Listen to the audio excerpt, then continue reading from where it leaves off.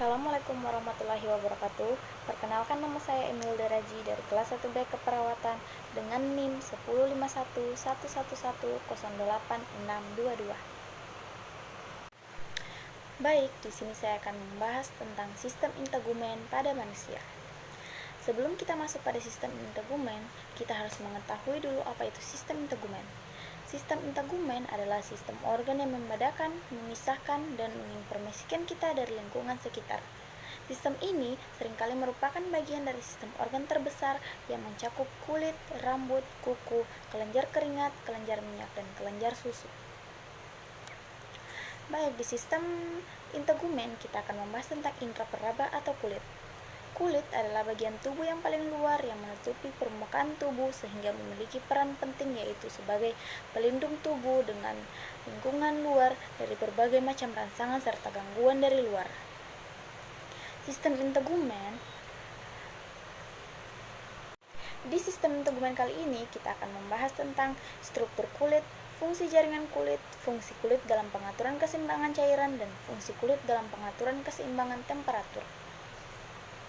Lapisan kulit terdiri atas 3 lapisan utama. Yang pertama epidermis, kemudian dermis, dan terakhir hipodermis. Epidermis merupakan bagian kulit paling luar, paling menarik untuk diperhatikan dalam perawatan kulit, karena kosmetik dipakai pada bagian epidermis. Ketebalan epidermis berbeda-beda.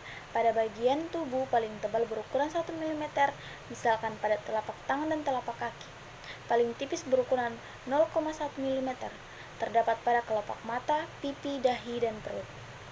Sel-sel epidermis disebut keratinosit. Epidermis melekat erat pada dermis karena secara fungsional epidermis memperoleh zat-zat makanan dan cairan antara sel dari plasma yang merembes melalui dinding-dinding kapiler dermis ke dalam epidermis. Epidermis dibedakan atas 5 lapisan kulit, yaitu yang pertama lapisan tanduk. Lapisan tanduk merupakan lapisan epidermis yang paling atas dan menutupi semua lapisan epiderma lebih ke dalam. Lapisan tanduk terdiri atas beberapa lapis sel pipi, tidak memiliki inti, tidak mengalami proses metabolisme, tidak berwarna, dan sangat sedikit mengandung air. Kemudian ada lapisan bening. Lapisan bening disebut juga lapisan barier, terletak tepat di bawah lapisan tanduk dan dianggap sebagai penyambung lapisan tanduk dengan lapisan berbutir. Lapisan bening terdiri dari protoplasma, sel-sel jernih yang kecil-kecil, tipis dan bersifat translucent sehingga dapat melewati sinar atau yang disebut dengan tembus cahaya. Kemudian lapisan berbutir. Lapisan berbutir tersusun oleh sel-sel keratinosit berbentuk kumparan yang mengandung butir-butir di dalam protoplasmanya, berbutir kasa dan berinti mengkaret. Lapisan ini tampak paling jelas pada kulit telapak tangan dan telapak kaki. Kemudian lapisan bertaju. Lapisan bertaju disebut juga lapisan melipigit, terdiri atas sel-sel yang paling berhubungan dengan perantara jembatan-jembatan protoplasma berbentuk kubus. Setiap sel berisi filamen-filamen kecil yang terdiri atas serabut protein. Kemudian lapisan benih. Lapisan benih merupakan lapisan terbawah epidermis. Dibentuk oleh satu baris sel torak dengan kedudukan tegak lurus terhadap permukaan dermis. Alas sel-sel torak ini bergerigi dan bersatu dengan lamina basalis di bawahnya. Kemudian lapisan kulit yang kedua ada dermis. Kulit jangat atau dermis menjadi tempat ujung saraf perasa, tempat keberadaan kandung rambut, kelenjar keringat, kelenjar pelit, dan kelenjar minyak, pembuluh-pembuluh darah, dan getah benih dan otot penegak rambut. Sel-sel umbi rambut yang berada di dasar kandung rambut terus-menerus membelah dalam membentuk batang rambut. Dermis terdiri atas sekumpulan syarat-syarat elastis yang dapat membuat kulit berkerut dan mengembalikan ke bentuk semula, dan serat protein ini yang disebut kolagen. Serat-serat kolagen ini disebut juga jaringan penunjang karena fungsinya dalam membentuk jaringan-jaringan kulit yang menjaga kekeringan dan kelenturan kulit. Lapisan kulit jangat terdiri atas dua macam kelenjar, yaitu yang pertama kelenjar keringat. Kelenjar keringat terdiri atas fundus atau duet, yaitu saluran semacam pipa yang bermuara pada permukaan kulit membentuk pori-pori keringat. Semua bagian tubuh dilengkapi dengan kelenjar keringat dan lebih banyak terdapat di permukaan telapak tangan, telapak kaki, kening, dan di bawah ketiak. Kelenjar keringat mengatur suhu badan dan membantu membuang sisa-sisa pencernaan dari tubuh. Ada dua jenis kelenjar keringat, yaitu yang pertama, kelenjar keringat ekrim. Kelenjar keringat ini mensekresi cairan jernih, yaitu keringat yang mengandung 95-97% air dan mengandung beberapa mineral seperti garam, sodium, klorida, minyak, glukosida, dan sampingan dari metabolisme seluler. Kelenjar keringat ini terdapat di seluruh kulit, mulai dari telapak tangan dan telapak kaki sampai ke kulit kepala. Jumlahnya di seluruh badan sekitar 2 juta dan menghasilkan 14 liter keringat dalam waktu 24 jam pada orang dewasa. Kemudian kelenjar keringat apokrin yang hanya terdapat di daerah ketiak, puting susu, pusat, daerah kelamin, dan daerah sekitar dubur. Penghasilan cairan yang agak kental, berwarna keputih-putihan, serta berbau khas pada setiap orang. Kemudian kelenjar yang kedua adalah kelenjar pelit. Kelenjar pelit terletak pada bagian atas kulit jangat berdekatan dengan kandung rambut, terdiri dari gelembung-gelembung kecil yang bermuara ke dalam kandung rambut atau folikel. Folikel rambut mengeluarkan lemak yang meminyaki kulit dan menjaga kelunakan rambut. Kelenjar palit membentuk sebum atau urap kulit, terkecuali pada telapak tangan dan telapak kaki. Kelenjar palit terdapat di semua bagian tubuh, terutama pada bagian muka. Pada kulit kepala, kelenjar pelit menghasilkan minyak untuk melumasi rambut dan kulit kepala.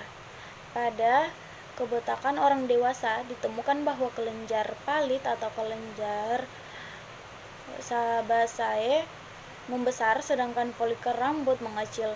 Pada kulit badan, termasuk pada bagian wajah, jika produksi minyak dari kelenjar palit atau berlebihan, maka kulit akan lebih berminyak sehingga memudahkan timbulnya jerawat. Kemudian lapisan kulit yang terakhir ada hipodermis. Hipodermis, lapisan ini terutama mengandung jaringan lemak, pembuluh darah, dan limfe, saraf-saraf yang berjalan sejajar dengan permukaan kulit. Cabang-cabang dari pembuluh-pembuluh dan saraf-saraf menuju lapis kulit jangat. Jaringan ikat bawah kulit berfungsi sebagai bantalan atau penyangga benturan bagi organ-organ tubuh bagian dalam, membantu kontur tubuh dan sebagai cadangan makanan. Kemudian fungsi jaringan kulit yang pertama yaitu pelindung atau proteksi.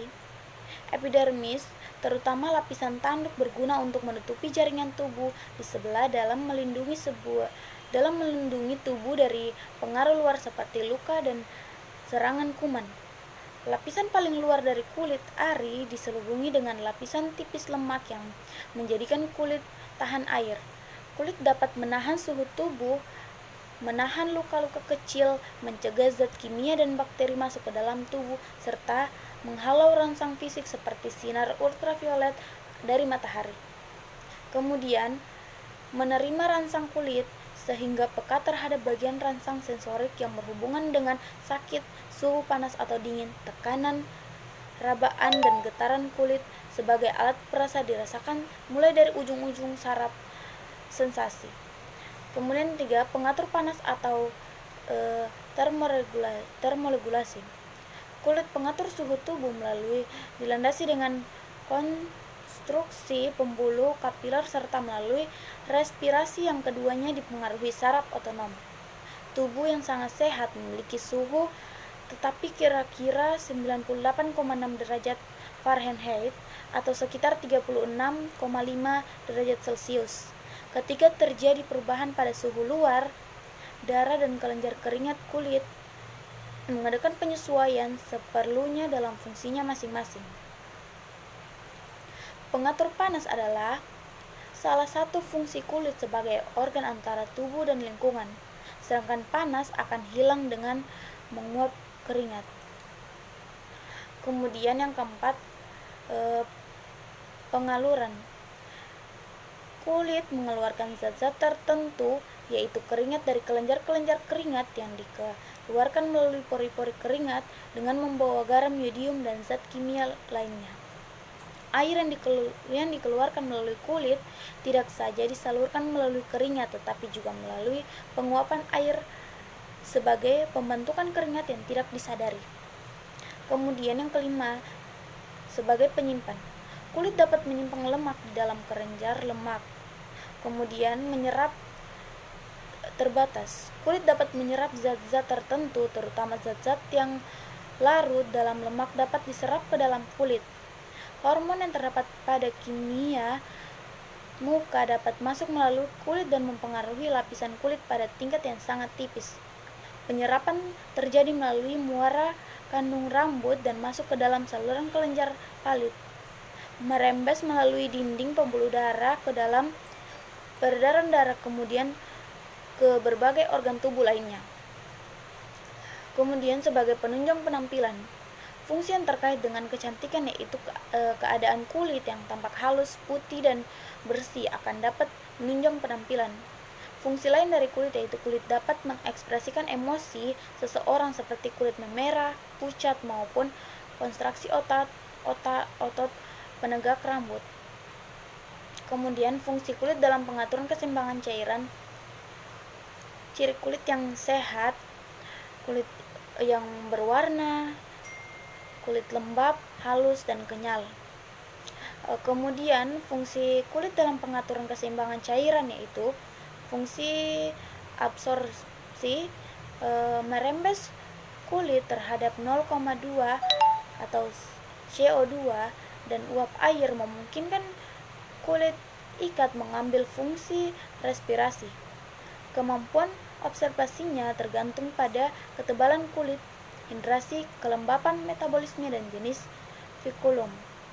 Menyerap dapat melalui celah antara sel menembus sel epidermis melalui muara saluran kelenjar. Kemudian fungsi ekskresi. Fungsi ekskresi mengeluarkan zat yang tidak berguna bagi tubuh seperti NaCl, urea, asam urat, dan amonia.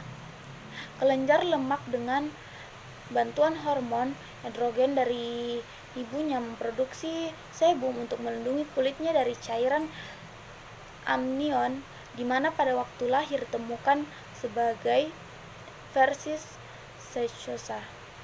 Fungsi kulit dalam pengaturan keseimbangan temperatur.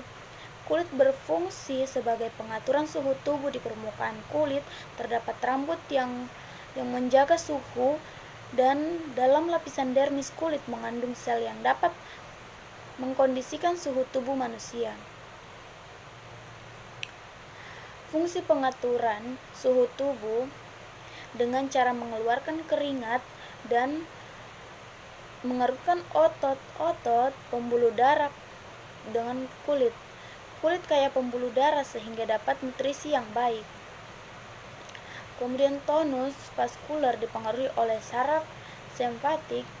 Pada bayi, dinding pembuluh darah belum sempurna sehingga terjadi ekspresi cairan dengan membuat kulit bayi terlihat lebih ademasota, banyak mengandung air dan Na. Itulah penjelasan sistem tegumen dari saya. Sekian dan terima kasih.